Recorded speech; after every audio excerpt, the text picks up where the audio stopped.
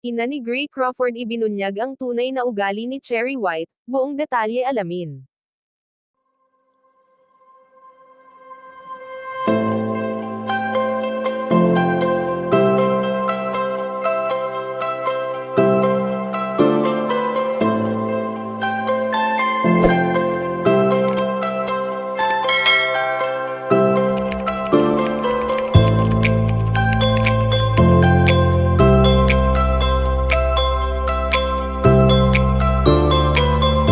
Nagsalita na ang ina ni Gray Crawford na sangkot sa isyu ni na Gray Crawford at Cherry White at ang pagmumura nga di umano ni Cherry ang tinutukoy na rason kung bakit nagawang iwan ni Gray si Cherry White.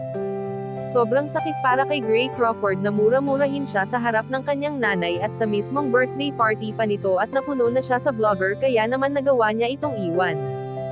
Subalit sa ngayon nga ay ayon sa aming impormasyon na nakalap na nagsalita na rin ngayon ang ina ni Gray Crawford patungkol sa isyu at sinabing wala akong ibang hiling kundi ang magkaayos kayong dalawa. Anak, tama na yan, wag nyo na idaan sa social media. Sabi ko sa'yo, di ba hindi ikaw ang minura ni Che kundi ang kaibigan niya? Tama na yan, please isipin nyo yung baby, please lang.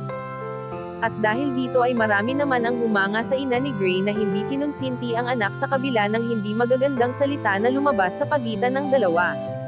Bukod pa dito marami ang humanga sa angking kagandahan ng nanay ni Gray hindi lamang sa panlabas na kaanyuan kundi ang nasa panloob din nito.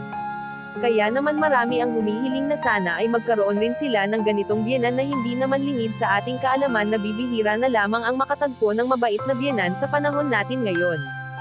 Kayo mga kachika, anong masasabi nyo dito? Please leave the comment and don't forget to subscribe.